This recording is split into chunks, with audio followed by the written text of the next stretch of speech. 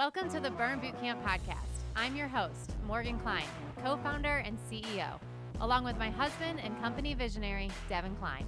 And together, with our amazing team, we are going to help you push past your limits, not just physically in our gyms, but right here, mentally, emotionally, and spiritually on the Burn Bootcamp podcast. Together, we will take on challenges and break through barriers to transform into the best possible version of ourselves.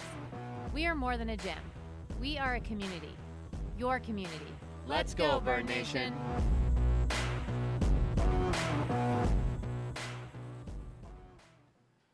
All right, everybody. Welcome back to the Burn Bootcamp podcast. It is Halloween. Happy Halloween to everybody. As you can see, the set is all decorated and we're all in our costumes. And Trish, we got a great matching thing going on here. Yeah, we do. With our blue background. I got the blue hat. You're a Carolina. Are you a running back? Who are you? I'm Christian McCaffrey. Oh, you're Christian McCaffrey. Oh, that's like the best and the worst thing that happened to the Carolina Panthers right there.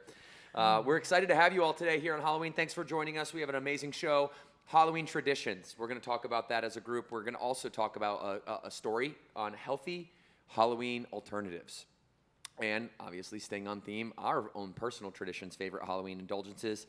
But we're going to do so through, like always, through the lens of education and a little entertainment. We hope that you guys have fun today. If you love this podcast, please subscribe and review on Apple, because that's where we look to see how we're doing and what your comments and your reviews are. So go ahead and do that. Before we get into it today, we have a new guest. We have Sarah Browning in the house. What's up, Sarah? Yeah. We're going to give some personal remarks. I'm doing really well, so I'll start it off. Listen, Halloween is one of my favorite times of the year. I don't take it too seriously, right? It's just it's a time to almost, I think about it like you get to be an actor or an actress for a day.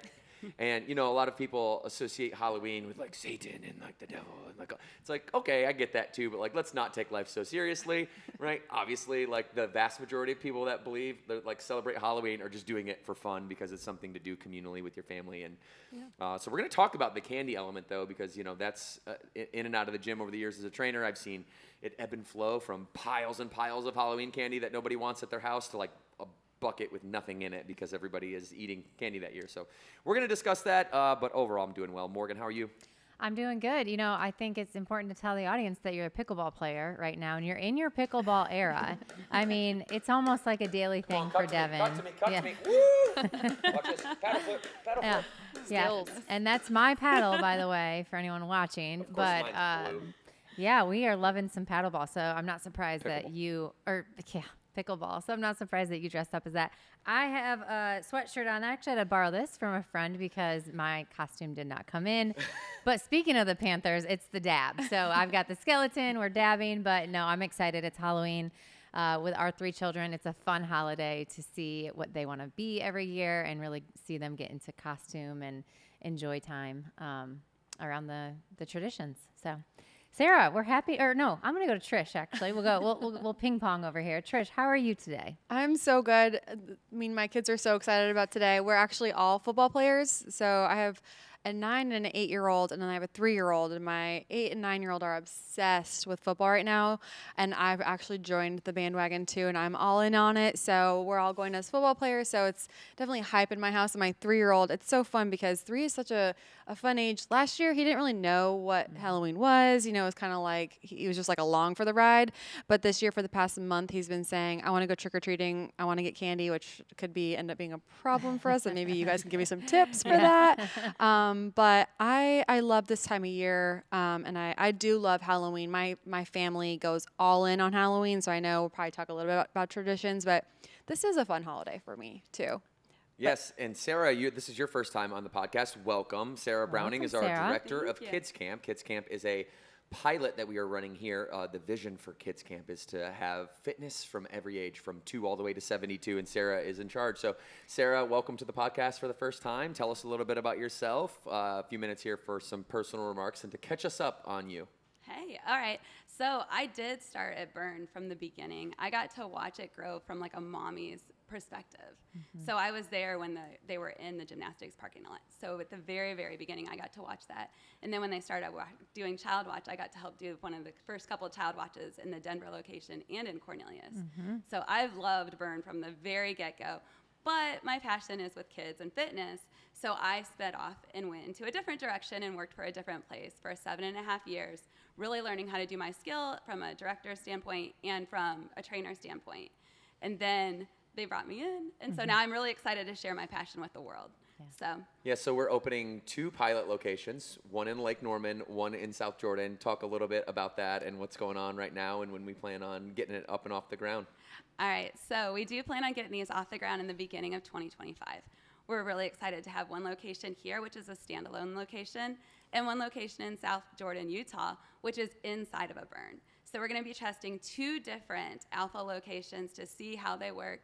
Right now I'm working on that program. I've got the workouts already ready to go. We're hiring some great people, and we can't wait to share this with everyone. So excited. My kids are excited, that's for sure. excited. They keep asking I don't know me if when they're it's more gonna excited come. for Miss Sarah again Yeah, or that's if probably they're it. excited for kids camp. I miss but my babies.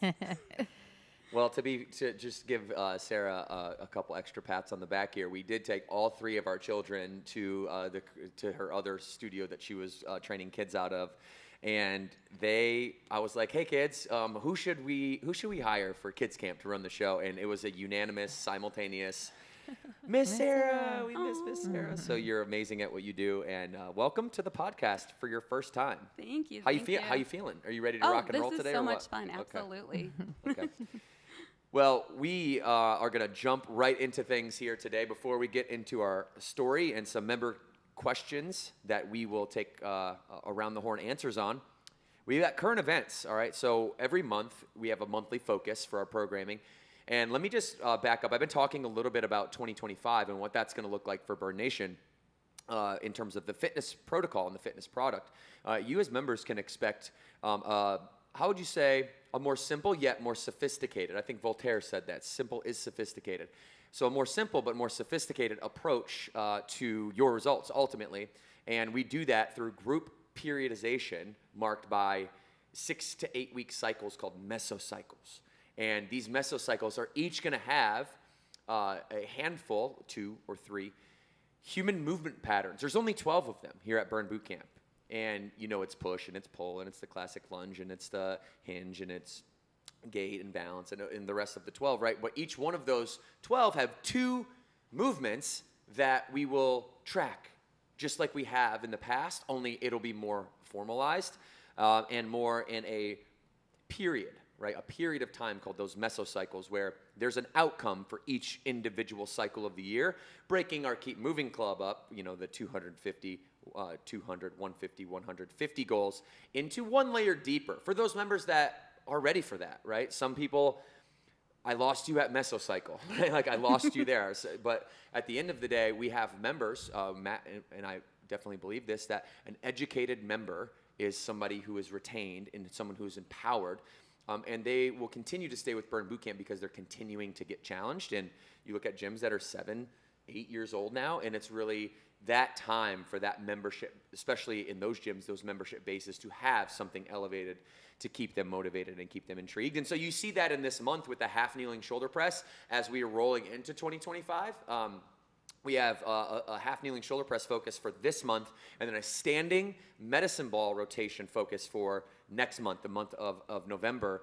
And you've seen us in the gym on one knee with the opposite side, shoulder doing that shoulder press motion. And we ask you to PR or personal record or lift more weight over time. That's essentially what periodization is to lift more weight or do more performance, more volume over time from start to finish. And so I just wanted to take a minute to reiterate this monthly focus because I think there's probably some of our members that are asking, why do we do this half kneeling shoulder press movement twice a week for the month of October? Well, that's to get shoulders like boulders and those Band-Aids cuts, right? That we talked about. We got to sell Band-Aids more. Can we start to sell some Band-Aids? We got enough right now. We have so many cuts No innovation on these shoulders out here.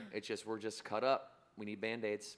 It's looking good, y'all. So hopefully you're enjoying it. Tag us in your tracker so we can celebrate your PRs and finish out the month strong. Let's do it. We're going to hear from one of you right now, Jodi from Wausau, Wisconsin. Jodi, thank you for sharing your story. We're going to hear from you live. If you'd like to share your story like Jodi, go ahead and submit that to our production at podcast@burnbootcamp.com. and you can inspire Burn Nation just like Jodi. My name is Jodi Nieslowki, and I am a mother, a wife. I am a closing agent. I'm a photographer. I've been a mother of a 5 and a 7-year-old this year, and so on November 2nd, 2020, my family's life changed for the worst. My husband went hunting, and he ended up having a injury that caused him to have a spinal cord injury, which resulted in paralysis from the chest down. He was unable to use his arms or legs. I was a wife and a mother, and soon became a caregiver to my husband. Change gives me anxiety, so this kind of change definitely led to depression. It caused me to lose a substantial amount of weight. I ended up leaning on my kids versus them leaning on me. I avoided people. I avoided the people that loved me the most. It was a really hard time in my life.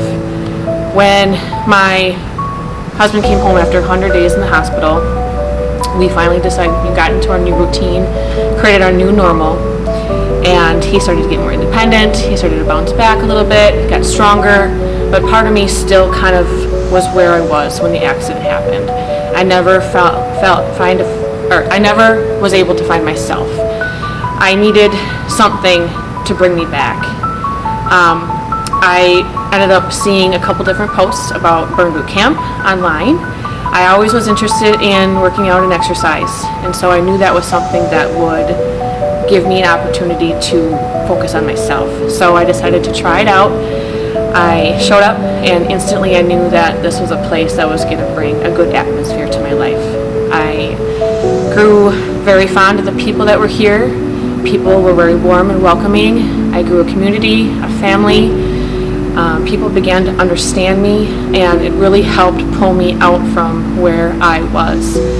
I went from being depressed and unhealthy to being excited, being motivated, encouraged, and I was held accountable. I was held accountable for myself so that I can in turn become a mother again for my kids that needed me versus me leaning on them. So it was such an amazing change for my life that I needed to again be a mother and then a wife for my husband, who needed me also the most.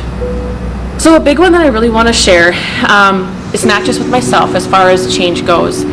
Every time I come here, after every camp, there's either a motivational speech that the trainers give, or during camp you get that one-on-one with the trainer.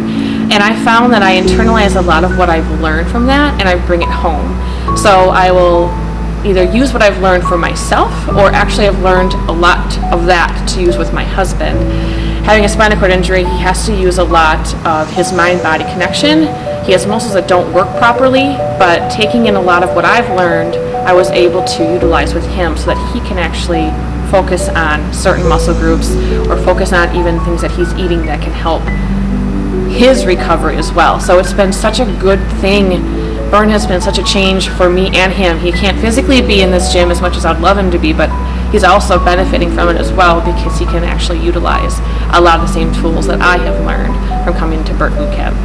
So Burn has changed my life by allowing me to be selfish. Having to be that person for so many people outside of the gym, I have had to take away the self in me. So coming to Burn, I've been able to be selfish, and it makes me feel really good to say that because I come here, I spend 45 minutes on myself, I have such a good time, I smile, I laugh, I grow as a person, and I couldn't be more happy with the self that I've created after coming to Burn Boot Camp. There's a lot of things that I can do now that I couldn't do. Early on, before Burn, I had hurt my knee a lot, and one of the things that I was told is I need to focus on the muscle groups higher than my knees in order to improve my whole body, and especially my knees. And I have now been able to move past any injury that I've had in my knees because I was able to squat more. I've squat more than I've ever squatted my entire life. I can now do push-ups the number of push-ups I can do in a stance is so much more than I ever could do before as well. I can go on and on. I've grown in so many different areas when it comes to strength and cardio. My piece of advice for anybody who's considering this is to definitely try it, to do it. If you're scared of the community, scared of people watching you, nobody is watching you but yourself. You can lean on people for encouragement, which is what I needed, but it's so much more than just coming here for a workout. And I promise you, if you come here, you're going to leave here wanting to come back and wanting to have more, because it's so much more than just a muscle group or eating healthy. It's mindful, it's emotional, it's every aspect of who you are as a person that needs to grow. So I highly encourage you to give it a try and be a part of the family community that is already growing here at Burn Boot Camp.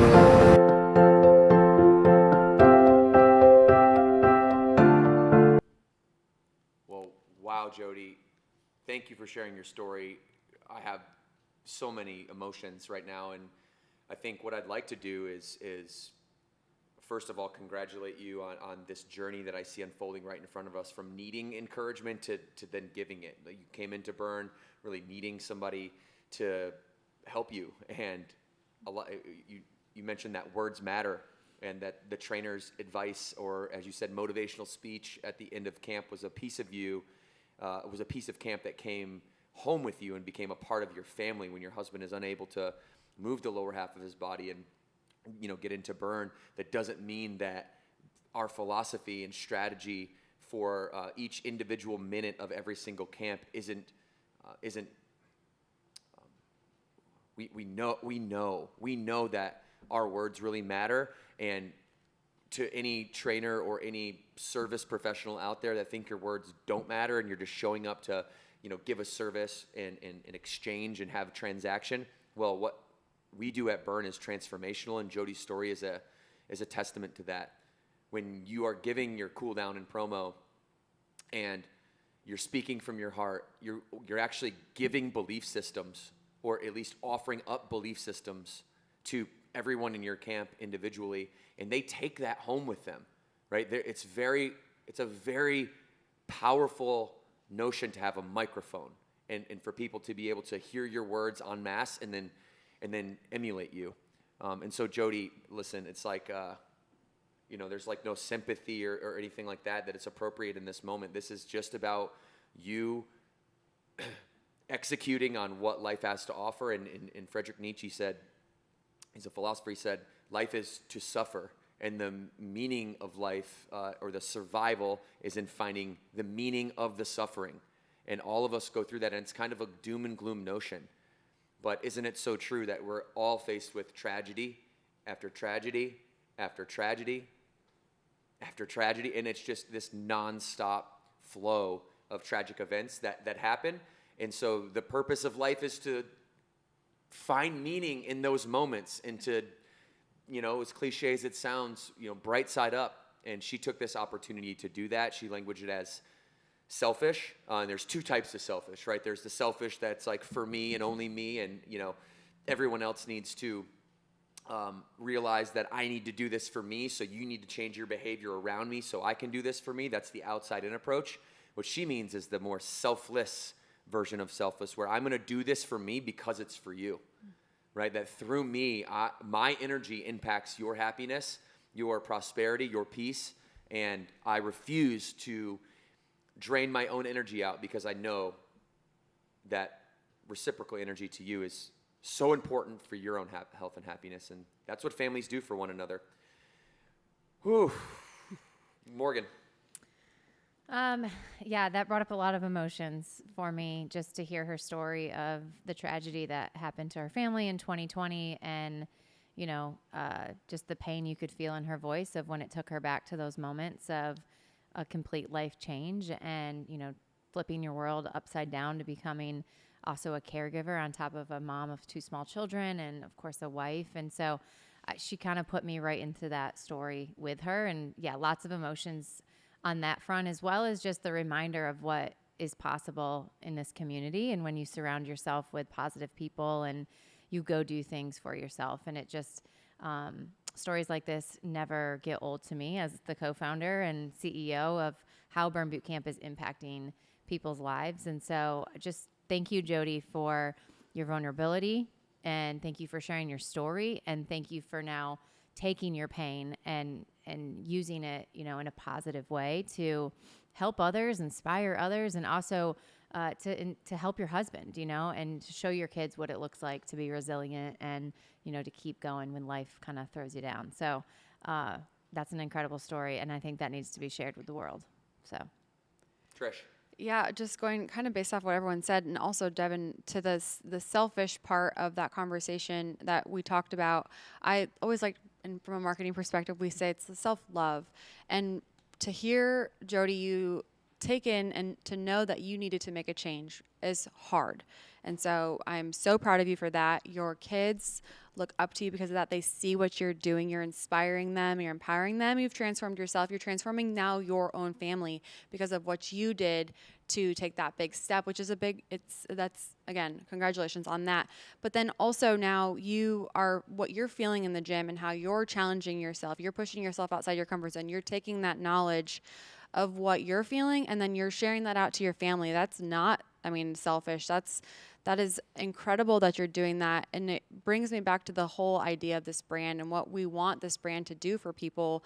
You embody what we want to see out of people. And it's just, your story it touched me, and I thank you for sharing it. Sarah, your thoughts? Yeah, I think I went through every single emotion. If you could have seen my face from the very first start, when you first started talking, through all the way to the end, I had a straight face the whole first beginning as you're sharing your heart and your love and what happened to you. That was so much. I couldn't imagine. I have a husband and 3 kids, and just to imagine what all you went through with that, that's hard. And you need somebody to build you up. And having this community with Burn, I've just felt so loved every time I even come into work. You just feel like you're loved. They're part of a family. So, and you're there for people to bring you up and carry you along. So I love that you shared that. You are very strong, and we're so proud to have you and a part of our gyms.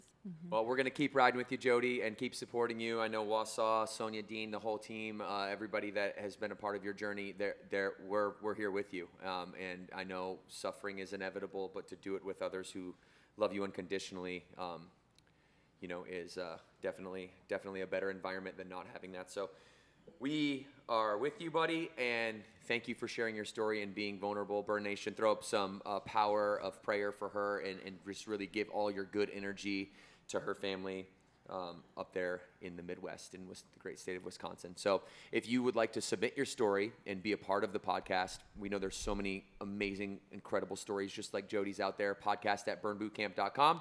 We're waiting on the other side to get you featured on the podcast to share your story. And ultimately, why we want to do that is to inspire other people, right? Because we all have this unique mountain that we're all climbing. And sometimes if we don't share, then we don't realize that everyone has their own version, whatever that version may be, of their own mountain to climb. And from their perspective, emotionally and mentally, maybe just as intense as the next person's, right? And so it's very important for us to be vulnerable and share our story, because the outpouring of love that comes back in is proof and positive confirmation that you're not alone, and you have a community behind you to support you to get through the hardest times in life. And the last thing I'll say for you, Jodi, because I do have one more thought, is wow, what an amazing, Trish, you hit this, you made me think about this, is what an amazing mom. What you're not only doing is stepping up for your family, but for every hard decision, for every hard situation, every moment of suffering, for the rest of your children's life, they're going to remember subconsciously the way that you went about yourself during this tragic situation with you and your family, and they will emulate you for life, and your kids will be stronger for the strength of you, both you and your husband. So, woo, that's okay. Thank you, Jodi. All right, we're moving on. We're going to go to Emily Stroop from... Oh, we don't have a location. Emily, where are you from, Emily? We appreciate your question anyway. Can you incorporate more burn athlete type workouts into the new protocol? What do you think, Trish? Should we do that? You want more burn athlete type workouts into the new protocol? What do you guys think out there? What do you think, Burn Nation? Yeah, I'm a big yeah. I love the athlete games. If you haven't done them, you can go to our Instagram and you can actually try them yourself. And I think, Devin, you and Matt they write our protocols. And so I think they do add in the similar formats for what we see or what we're doing in camp. The whole goal of athlete games is for it to resemble what we're doing in camp. So it's very similar. It's just I do like some of the formats that athlete games have shown us. So I'm all about it. I love it. What about you? What do you think, Morg? Yeah, I mean, I think I've seen a lot of the same, obviously the same exercises in camp, but yeah, it's the formats and just switching it up. And I really think there's the member games that's out there in a lot of our locations has a good opportunity every year to kind of update those workouts and emulate the athlete games, you know, because it is a competitive game. It is a competitive format. There's times to it. There's, you know, it's intense. So I think Matt and Devin do a great job of incorporating it. But Devin, I don't know. I mean, this is your challenge here. Well, it's really interesting because the timing of this question, because as we move into especially the back half of October into November, you probably already starting to see some of these things come forward. You'll see them called personal challenges. You'll see them called you go, I go, like a partner challenge. You'll see them called drop sets. You'll see them called pyramid sets. Drop set is when you might have 2 exercises and you got to go from 12 down to 2 reps, down by 2 with both exercises in a fixed amount of time. So those are nod to athlete games. There is one challenge, is that the equipment that the athletes use, there's only 5 of them on the floor, you know, at a time or like in a certain heat. So they can have a box, a jump rope, a whole space on the floor by themselves, 2 sets of dumbbells that they exactly need for that routine, and, you know, a pair of sliders or whatever it might be. And when you have 35 people in the room, there's some nuances to be able to sharing that equipment. So these finishers, most importantly, and intermissions that you guys see during our camps will begin to get more athlete-esque focused or level up games focused, and will really start to use actually in the opposite way, Morgan, if this makes sense to you, although we do it that way too, where the games workouts actually influence the protocol. But I think the tiny shift is that we're going to start to see what it looks like to have the actual protocol influence the athlete games workouts. Like, how can we get really good ideas from our finishers, from our intermissions? How can we create time constraints and rep constraints in that time that is athlete-esque, even if there is a little nuance once the games actually do get started, given the space and equipment considerations. So it is an amazing question. We would definitely be friends, Emily, because we could sit down and talk about this for days. Sarah, what do you think? Sarah, you've how many camps have you done since you've started? Like lifetime? No, since you started here. Since I started corporate. So I'm at 80-something. Nice. Yeah. 80-something. All right. What's your favorite camp time?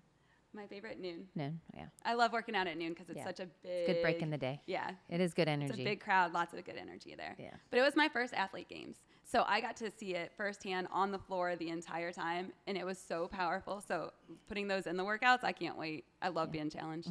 And check the podcast out, guys, the actual list of episodes. If you're just here from the internet somewhere, you clicked a link and you ended up on this page, go back to the Burn Bootcamp podcast on Apple, Spotify, YouTube, and you can find now our 2024 champions who we've interviewed, and they are available for you to begin to dive in. We have Amber Bellows, who won the female masters, Liza Harris, who won the female standard. We have Chuck Sulik, who won the male standard, and we have Will Shirtliff, who won the male masters. And that crew, they're intense. Beasts. They're absolute beasts. I loved watching them compete. We encourage all of you to, whether it's the level up games or the athlete games, if you're a trainer, go challenge yourself. Like, you never know who you could become until you put yourself in the face of a little doubt, a little fear, maybe, with these workouts. So lean into that fear. It'll be good for you in your life. Yeah. Okay, we have a story, Morgan. Yep, I can go ahead and recap us on this news article. We're going to throw it up if you're watching it here on YouTube. But this is a article by Northwest Family Clinics, and it talks about healthy Halloween alternatives and non-candy alternatives. So, you know, I think in general, I would be remiss. We're on a podcast that's centered towards health and fitness. You know, I think Halloween serves a purpose for giving your kids candy and letting them indulge and have treats, and it's all about the balance. But, you know, flu season is also upon us, and there is a direct correlation, and you guys can fact check me here if you want, but Halloween, Thanksgiving, Christmas, a lot of sugar, right? And our kids, also that's the high flu season time. And not just kids, adults too. We're consuming a lot of sugar because we have these back-to-back holidays that are centered around food and desserts and treats and all the yummy things. And it's been socially accepted. But if we think about what's happening to our health during the time that you're eating a lot of sugar, your immune system is not going to be able to perform at the level that it needs to perform. So that is why I'm a big believer in balance. I am not a restrictive mom. I'm not a restrictive human. I enjoy candy, but I think it has to be in moderation. So I enjoy this article because it gives us some really good tips on what are some other things we can do to celebrate this holiday, to make our kids feel special, and make them feel like, you know, they've got lots of treats in their bag. So the article talks about why opt for non-candy alternatives. And I kind of summarized that, but it's really understanding the added sugars, and the American child consumes a startling amount of sugar annually. And often it's added sugar. So that means it's like directly white sugar added into it. It's not naturally occurring. And sugar can lead to health issues, including obesity, tooth decay, increased risk of chronic diseases like diabetes. Therefore, it's essential to strike a balance between enjoying and maintaining a healthy lifestyle. So again, kind of summarized what I was just saying there. And then some doctor-approved Halloween treat alternatives in this article: fruit snacks, fruit leather, dark chocolate, trail mix, mini popcorn bags, non-food treats, yogurt-covered raisins or pretzels, sugar-free gum, fruit cups, mini cheese packs. And, while I was reading this, I was thinking too, the rise of food allergies. And for anyone that has kids that maybe does have a food allergy, like offering a non-food item is something to consider as well, because maybe they can't eat most of the treats that are handed out on Halloween night. So, moms, what do you guys think here? I've always done 2 different buckets at our house because we have always went out with the kids and loved trick-or-treating with them. We still dress up. I mean, I have so many costumes. But at our doorstep, we always keep 2 buckets. We keep the candy bucket, and then we keep the non-candy bucket because we don't really eat candy. My kids don't either. So a lot of our candy just gets dumped back into other people's buckets. Yeah. And we like to share it all. And then even after the end of the night, we'll come home halfway and dump our candy back into our bucket to refill it. Oh, nice. Because we're just not big candy people in our house. Yeah. But we love having the non-candy option for everybody who can't have it. So it's usually tattoos, stickers, glow sticks, stuff to make it fun. I love that. I've never done the non-candy bucket, but I want to now this year, or well, I'll do it next year. I don't know if I'll have time to do it today, but for our kids, I think I like to take opportunities, as I've learned for myself, give them opportunities to set healthy habits. So we get their candy, but then they're only allowed to pick maybe 1 or 2 pieces to have. And then we put them in a bag, and maybe we'll donate some to their schools or wherever. But now leading up to maybe every Friday, we have a movie night, and they can pick 1 piece. So it's not restricting them completely, but letting them then decide and then understand what is this doing to my body? Yeah. Why can't I have all of the candy? So again, education. And now my older 2 understand it. My oldest actually can't, he just can't have that much sugar, added sugar. He gets sick. So I think it's good for my other kids to see everyone's different, right? Mm-hmm. And so you just have to everything in moderation and teaching them those healthy habits, using Halloween as an opportunity to do that. Yeah. I'm gonna put my kid hat on. Hold on one second. I'm gonna put my kid hat on. Okay. Listen. Take yourself back to when you're 12 years old. Okay, and you get with your friends, and it's the last couple years of when you're able to older. You mean? Yeah. Okay. Take yourself so to that moment, right? Okay. Because I don't really remember 4, 5, 6 trick or treating, but I certainly remember 10, 11, those years. I love what you guys are saying about moderation and actually parenting against this stuff, right? But can we please not take the opportunity from our kids to at the very least collect the candy and just count it? That's all I ever wanted to do. I just wanted to beat my friends in how much candy that I could get. And, even back then, I didn't feel good eating it all at one time. And I didn't have any parental supervision. So if you guys are great parents, it's good. Let them have the candy bucket and let them count it. That's all my kids cared about last year, was they wanted to come home and they wanted to sit down and just dump all their candy on the floor. They counted out individually 4 or 5 times just to make sure that they were right. And then they would compare each other. And then I took all their candy and put it up in the cupboard, and they never had any again. So let's not completely like go crazy here, people. And Well, I don't think we were saying that. no. but This yeah. article's kind of going. Oh. I'm not talking about y'all. I just Yeah. said you guys are great parents. This article is making it seem like candy is terrible and we should take away candy at all costs, and Halloween should completely change its tradition to No, I stickers didn't and say glows. that. Yes, it is. Read the article. Did you actually read the article? I did. I read it Oh, to you guys. did? Okay. Then how is it not saying that? Tell me that. If you Well, actually I read just it. think it's giving other options. That's all. And so, I mean, It's saying sugar is like toxic. You shouldn't have sugar, and you should do these things. That's what it's saying. I read it. Yeah. So I'm having the alternate perspective because some of these articles can get a little bit out of moderation. They could get a little bit lopsided, and they can fearmonger people into thinking that they're bad parents. So you article. I don't have to agree with you just because you're on the internet. I'm not going to agree with you. That's All my right. stance. Did you really quick? I have a question because I did this with your candy. Did you guys trade? Yes. Oh, yeah. I was gonna reserve that to the spot where we Oh, talk okay. about traditions, but yeah, that's what I remember. I had a whole pillowcase full of candy back in my childhood days, and we'd always go to my grandma's, and all of our cousins would literally dump it out and trade and also count. And then, my mom would probably take it and eat half of it herself. But, anyways. I like the Sarah philosophy, though. You have like the bucket of candy and then the other stuff. And like the other stuff you can actually use and play with, and it occupies their time. And then the candy is just like, it's like trading cards. Like, how many kids have these Pokemon cards and that's all they want to do? And then all they do is compare it against their friends. And when they get home, like, they don't care. They don't even want to play with them. We bought Max like 1,000 of these things, and he barely looks at them anymore. So. All right. Well, we have Okay. another healthy alternative We that do. you can use for treats. So up here, we've got a graphic that we love this. Our marketing team created this. No tricks, just treats. Afterburn protein bars. We got all of our flavors here. Trish, I love that you give this out for your kids' games. Like that's the game, the treats.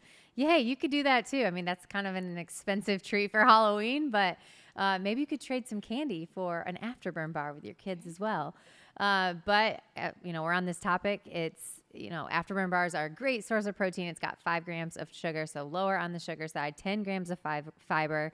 I just had one before we ate here because I forgot my breakfast this morning. So you get a little bit of your sweet tooth satisfied, and also I feel full. So you can buy those online. You can buy those in gyms. We've got 3 flavors, and they're delicious. Do you like them, Sarah? What's your I favorite? like the peanut butter cup. I think everybody likes the peanut butter so cup. good. That's the new top seller. That's the new favorite. But my kids actually still like cookies and cream better. So Yeah, Maxwell does. My favorite is still triple chocolate. 11 seconds in the microwave. Yeah. 11. Yeah, those ones are good in Not the 12, microwave. not 10. I 12 cut too up much, mine 10 not enough. and put it with a banana. So my put a banana down, and then I cut up the peanut butter cup bar, and then I eat it with the banana. nice. I So just yummy. made a pie the other day, and I used the peanut butter cup as like my topping on the pie. And you had some of it. Oh, Trisha. So, I mean, that it wasn't pie like was so good. It reminded me of healthy. like we would go in high school, go to Burger King for lunch and get the Hershey's pies. Can anybody remember the Hershey's pies? What about you guys in the studio? Do you remember those? No? Oh, okay. They're too Okay. young. Chelsea does. They're too young. Oh, yeah. Those were, it reminded me of that. Only the healthy version. It was so good. Yeah. It was so good. It wasn't, but I think the idea is like you can have fun with them. And my kids also, like my Gunner, my oldest, he asked for football. We had snacks, and he asked for peanut butter cup protein bars as snacks because he loves them so much. So Aw, I love I'm that. thankful for our Afterburn bars, Yes. genuinely. Plus, how awesome is it when you're like 11 and that house that gives out like full Snickers bars? They give it out full one. You're like, That's the jackpot. bonus. Yeah, that's worth like at least 4 pieces. Well, Cameron last year, speaking of Halloween traditions and kind of segueing into that, I watched Cameron's going to be a negotiator. Our oldest, she's 8 years old. She was just so smooth in negotiating away these full-size candy bars from her brothers. She would like, hey, you give me that one Snickers bar. Give me the one. I'll give you 2. I'll give you 2 Smarties for the one. So that's a 2-for-1 trade. And she was telling him that, and he was buying it and just trading her these full-size Snickers bars, and never caught on. So I'm interested to see what happens this year. All right. So speaking of traditions, why don't we just stay on the Halloween topic? What's your guys' Halloween traditions? Maybe as a kid, and then how you've carried it over into your guys' children's lives. I can start. Yeah, I because know your family goes big. My family goes big. It's not just like my immediate family, it's like my extended family. So my brother and sisters and I, we all live within like 5 miles of my parents too. So we all get together, and we've done this since I was little. We used to go to my cousin's house, and similar to you, Morgan, like pillowcases and all trick or treat together. Now my mom loves a holiday. That's like her thing, and so we all get together, and there's always a theme with our Halloween costumes. And so typically in the past, we've as the adults, we got to choose what they were. This year, since my kids are the oldest grandkids, they got to pick, and so we're all athletes. So it's kind of fun for us all to get together. We do one big group photo. Every spouse tries to join if we can, if no one's on like a work trip. But it's fun for my kids now to get with their cousins. So I did it with my cousins, and now as my siblings are having kids, they all get to go trick-or-treating together, and create those memories that they're going to hopefully have for a lifetime, and then we'll just continue doing that. So that's one of the things that we do, and then we also carve pumpkins. That's we do that every single year. We have a competition, and now the kids, as they're getting older, they're part of the competition. There's usually a money prize. So let's have some. Idea. I like that. Competitive family, huh? We're a competitive family, but also I think there's a moment of, and this is kind of, I'm assuming this is why my mom does it. I've never actually asked her, but as now I'm a mom and I, experience life. Life is hard. It's heavy at times. And so if we can use moments like Halloween to lighten up, let's have fun together. Let's create these memories and maybe put everything that's weighing you down in the real world, I use air quotes, for a minute and just kind of be together and love on each other. I think that's what I'm taking away from this, and kind of how I want to continue these traditions on my own. So do you go full costume all day long? Are you that committed? Are you fully Christian McCaffrey today? And his former self on the Panthers? We have our Halloween costume party at HQ. So there's really, it gives me a reason to dress up, and I have fun. I think it's great. I like to go all in. Yeah. Marketing team always is a top spot. We win. You usually win every year. Well, yeah. Try and beat us. I'm excited. You won't. Yeah, I'm excited for what you guys are going to be today. So I used to do it at my grandma's, like I mentioned. And the other thing about it was she would always make chili and hot cider. So some that reminds me of Halloween, is we would go, and in Michigan, sometimes it was snowing in Halloween, and sometimes it was just really, really cold, and then sometimes it'd be warm. You just never knew what you were going to get with Michigan weather. So we'd go around my grandma's neighborhood, which was a lot more kid friendly. There wasn't cars going fast. It was just safer. And then we'd come back. We'd have chili and hot cider, and we would get to trade all of our candy. So the tradition we have with our kids is, the Burn Bro Bryce Morrow on this podcast. We always go to his house now because he lives in a cul-de-sac. And where we live, people don't pass out candy. It's not super family friendly. So we've got to take our kids to we got to ship them to another neighborhood and they get loaded up. And it's awesome because there's no cars driving and you don't really have to worry about that fear. So we're excited for that. And we haven't done pumpkin carving this year, but Devin, are you going to bring that to the home? Is that going to be a last minute add-in? Well, if you've noticed, for the last 3 years, we've done pumpkin carving. I know. I think 3 years. It usually ends. No, I know, but this year becoming a we tradition. haven't done it. We let them paint, but this is what happens. Trish, do your kids start carving and then they tap out? Oh, no, they have to finish their project. Okay, so our kids tap out, and then Devin's in the living room carving all the pumpkins to finish it up for hours. I'm I don't know if this is the right thing. I like it. I think I'm very artistic. I like to carve. I'm actually just I hope they go in the living room and get out of here. You're not doing a good job. Please leave. You're ruining my cat in the moonlight pumpkin. How about you, Sarah? All right. So from being younger, we lived on a farm in Ohio. We were pretty poor. So we always made our own costumes. Aww. So different years, I was a bunch of different things. I know I was a present one year. I was the Statue President? of Liberty. No, a present. Oh, a present. Okay. All right. But I was the Statue of Liberty another year. I love that. Yeah, very weird. But we would go in our little town and we'd have to drive to a town and then get to go trick or treat. So I carried the tradition of making our own costumes to our kids. Okay. So I love being creative and I love sewing and I envy you. I Amazon every single costume I have. I have them make all their own. And that's awesome. Our kids still trick or treat. Our oldest is 21 and she'll be still going out there and getting candy from people. Well, it's a fun event for your family. Like Trish was saying, it's it's a good tradition. Still trick or treat. Is there a cutoff date? I feel like I was trick candy last year. I'm 36. It's so funny. The other thing we do is we go to a lot of the haunted houses around. Our youngest is the one who started that for our family. I think he was 2. He's 13 now. When he begged to go to his first haunted house, and we were like laughing at him almost, like, why? So we took him to Scarowinds, and he loved every aspect of it. It was like home to him. Does he like scary movies too? Oh yeah, he loves all that stuff. Sweet. So it's been really cool because we've got for the last 11 years got to go to all these different haunted houses with him. One even took him away once. Oh my we gosh. didn't see him for 5 minutes. It was so scary. Stop. They said it was an interactive one, but we found him. Oh my gosh. I'm a happy free spirit, so I'm always up for new adventures. That one was a little scary, but it all turned out good. That's funny. That sounds like something Ryan would have liked to do. He likes scary things. Yeah, he does. He likes, someone snatching your kids though. That's Yeah. really, Yeah. that's really I don't know. immersive. He was so excited. It was one of those like pinhead guys Oh too. my God. He went right with him, held his hand, like walked to the chair, I guess, that he had to sit in. He's We were made for cheering, so Halloween. oh yeah, he loves it. That's amazing. Well, I'm pickleballing, so I'm in character all day tomorrow. I'm in character. Okay, we're just gonna walk around the neighborhood and smash pickleballs at people. Body bags. Let's go.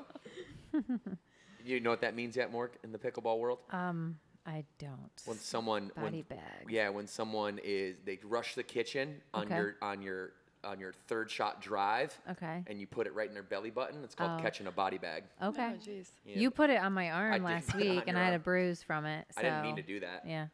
My bad. All right, we got a member Q&A. Doug Austin asks, what new plans are coming in the near future at Burn? Well, we talked about fitness product for 2025. Maybe each of you guys are all working on innovative things at Burn. Maybe you can give, start with you, Trish, and you could give a little 2 cents on what you're working on, what's new coming down, what's new or what's not new. I think there's 2 sides to that story. So Trish, take it away. Yeah, well, I feel like super lucky because the goal of my job is to be creative and to expand, obviously, for brand awareness. What different things can we do to be creative, to become more of that household name, for more people to know about Burn Bootcamp? So we're constantly innovating on the marketing team side, and we're well into 2025 planning. We have some really exciting things that we're going to be doing. Part of what I do and what I look at is our customer journey and how can we reach people at different points in their life.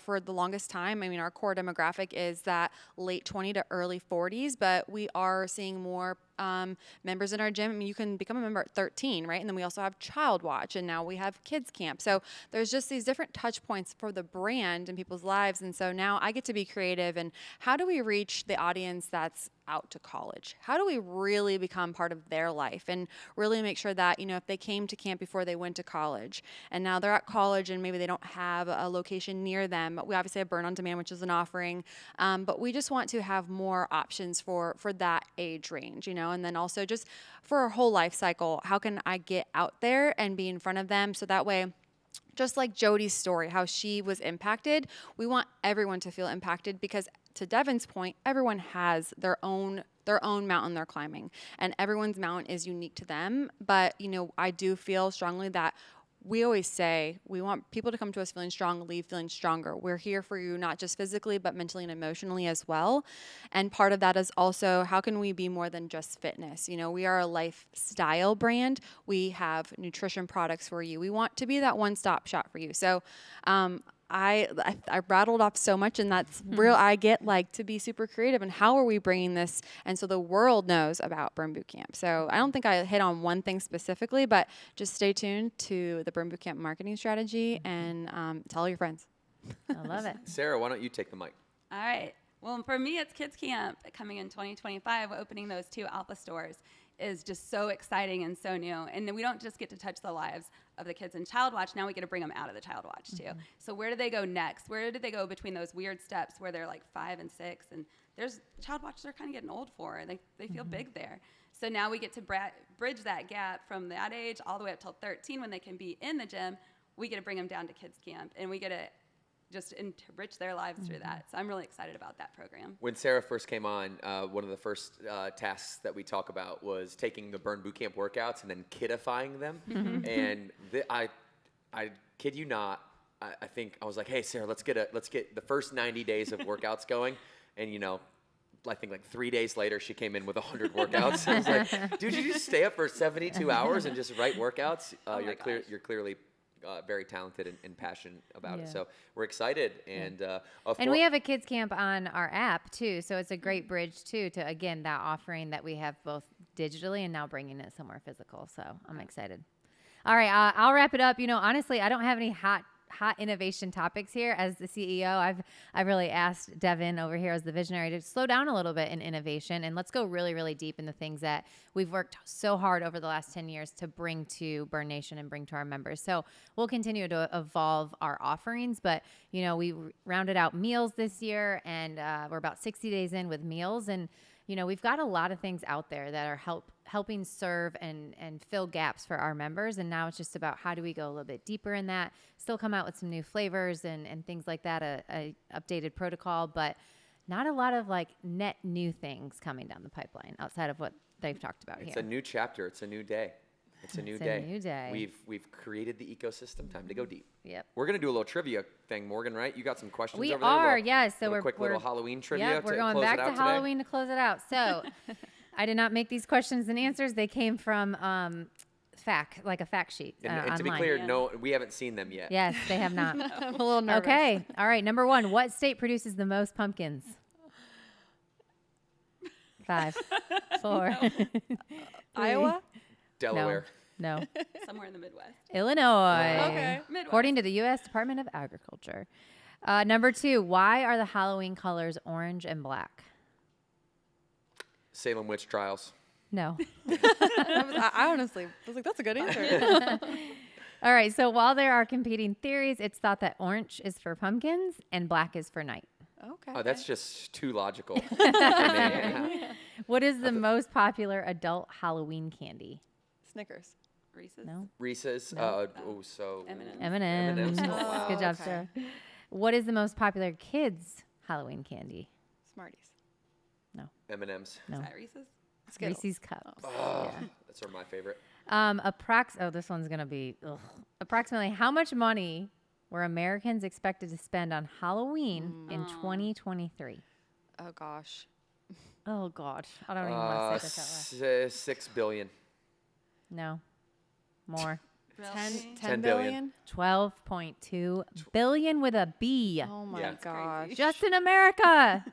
Come on, guys. That's not just on candy, right? That's like It said gosh. Halloween. Yeah, Okay. so I guess it could, Costumes. decorations, Okay. costumes, all that. What is the NFL's, the National Football League's annual revenue? Can you look that up, Tony? Just shout it out to me. I want to compare Halloween as an enterprise to the National Football League. Because Oh, boy. Trish is obviously, Trish Yeah. McCaffrey over here needs to get a higher contract if that's the case. 20.2. So it's 20.2. not far off. Halloween is damn near as big as NFL football. So if that's what Halloween is, I wonder what Christmas is. Yeah, what's Christmas as an Well, enterprise? no, we'll wait. We'll wait till our Christmas episodes, okay? Okay, all right. All right. Why do we trick or treat? Trick or treat. I feel like this is a non-logical answer. Why do we trick or This treat? is interesting. You guys want me to tell you? Yeah. Yeah, because Trick or treat is thought to have begun as a way for homeowners to reward pranksters for not vandalizing their home on Halloween. Really? So instead of so maybe that's how it started, was people would vandalize on Halloween, and then instead they're like, wait, we've got candy. Don't do it. I guess. I don't know. Last one. How much candy does the average American consume each year? Like on Halloween or? It says in a year. Okay. So Oh gosh. 10 pounds. less, Oh, good. 6? more. 8 pounds. Yes. It was close. Wow. That's a lot of Okay, candy. those were That's too good. much. I was learned fun. something new. Thank I you. thought Halloween was just completely made up by some fun people that were like, we don't have enough stuff from now until Thanksgiving. We should throw something in Or there. like the candy company. Yeah, the Yeah. candy Yeah. company. Yeah. Hershey's. True. Yeah. True. Okay. All All right, right. you guys. Well, hey, we have to go get prepared for Halloween. You have to get prepared for Halloween. So we are going to wrap. Thank you all for being here and listening to today's podcast episode. If you are a new listener, please subscribe to Burn Bootcamp Podcast and our YouTube page. You can watch, remember, or you can listen. Don't miss a single episode. We're coming to you every week with an HQ Crew episode like this, an interview that deconstructs really smart people in health and fitness for you to learn from. Sometimes some random things too, but we're going to be showing up every single week for y'all, and we're not going anywhere. These are the mental reps you need, Burn Nation, to complement the physical reps in the gym. So with that being said, we're going to end it like we always do with 2 claps on 2. 1, 2. All right, bye guys. Thank you. See ya.